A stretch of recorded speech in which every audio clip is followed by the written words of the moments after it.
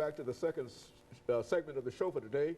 We're talking to Dr. LMadu, and the topic is the coexistence, the peaceful coexistence between Christians and Muslims on the continent of Africa.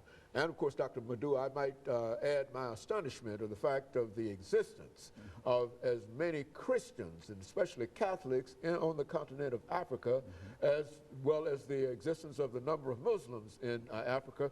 And I think that if you put all of these Christians and all of these traditionalists and all of these Muslims together, you've got a really religious fervor on the continent of Africa. So let's look at it from that perspective. Yeah, absolutely, and that's what amazes people. Apart from South America, you know, Africa has more Catholics than any other continent in the entire world. People don't understand that. The last man who was considered, you know, as Pope, you know, comes from Nigeria. In fact, he's an ethnic Igbo, Archbishop Cardinal Francis Arinze, who was considered to succeed Pope John, you know, Paul, when he died. But unfortunately now he's about 85 years old, so he wasn't in contention at this time, you know, for the new papacy. And of course, when you're over 80, as a cardinal, you cannot vote either, you know.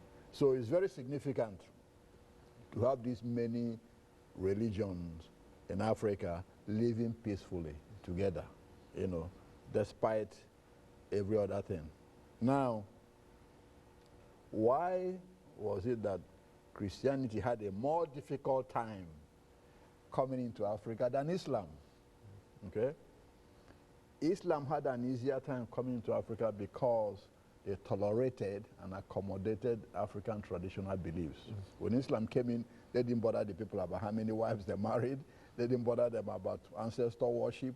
They didn't bother them about witchcraft and all. They just left them alone. So Africans were more accepting of Islam, you know, because they left them the way they were, you know. On the other hand, when Christianity came in, they said, okay, oh no, you can marry more than, you know, so many wives. We don't want you worshiping ancestors. We don't want you doing witchcraft. We don't want all that. So there was some resistance from the African traditionalists, you know, who saw Islam as more receptive of their way of life than Christianity. You know, even though, you know, Islam says don't drink, but of course they don't care about that. You know, some of them can drink in their heart and don't care, you know, about that. So it was more receptive. So that was why the movement of Islam into Africa was faster and quicker than Christianity.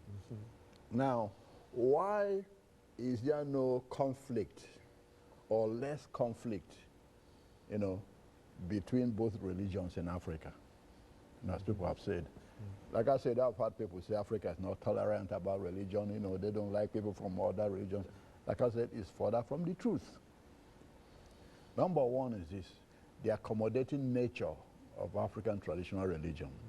When Islam came in, Christianity came in, African religion absorbed them as part and parcel of their own religion. You know, you've heard of syncretic religion. Okay, they absorbed them as part and parcel of their own religion.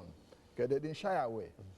Secondly, African religion, like I articulated before, was not for sale, was not for export. It was for internal domestic consumption. And so because of that, it wasn't in competition, okay, for souls and greed, you know, with Islam or Christianity. So in that way, there was no tension. There was no quarrel. There was nothing to fight over. The religion just accepted them. So three of us can live in peace without competing. We don't want to go to Arabia and spread African religion. We are not going to Europe to spread African religion. We are staying here. So you are welcome. So that's important. That's number two. Number three is the multi-religious nature of African, you know, traditional families. You can have a family of 10. One brother is a Hindu, the other one is Jewish, the other one is Catholic, the other one is Muslim, you know, the other one belongs to Taoism. All of them live in the same house. So there's no quarrel about which religion you belong to.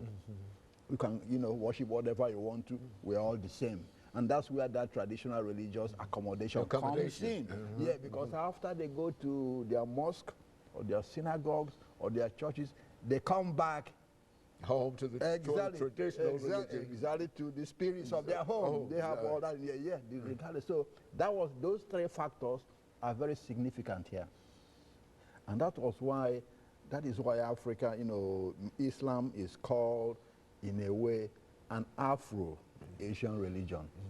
Because it's only in Africa, like I said before, Africa and Asia, that you have Muslim states. You don't have Muslim states in Europe. Okay? At the same time, Christianity is an Afro-Western religion because it's only in Africa and Europe that you have, Christian states.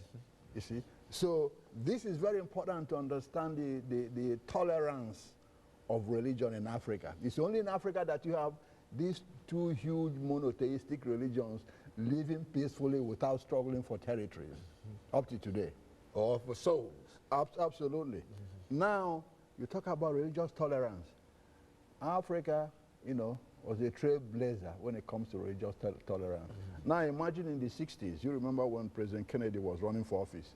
People would say, oh no, we don't want a Catholic. Or the Pope is going to come through a tunnel, to tell him what to do and all that. You are still having religious problems here, deciding who's going to be president. The same in Europe.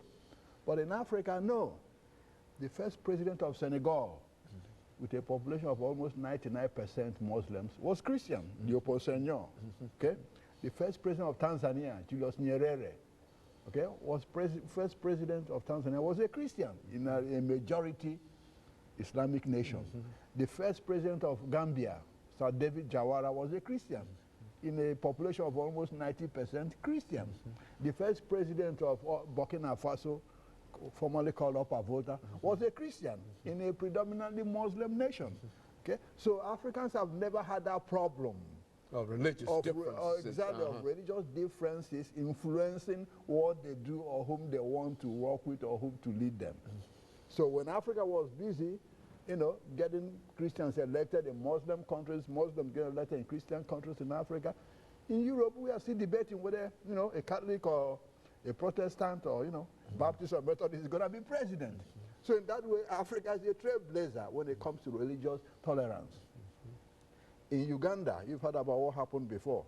You had the martyrs of Uganda where they beheaded, some religious fanatics there.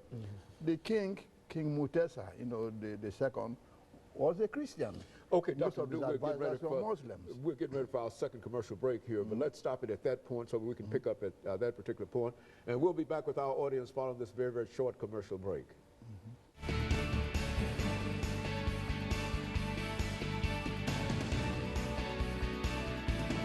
To the final segment of the show for today.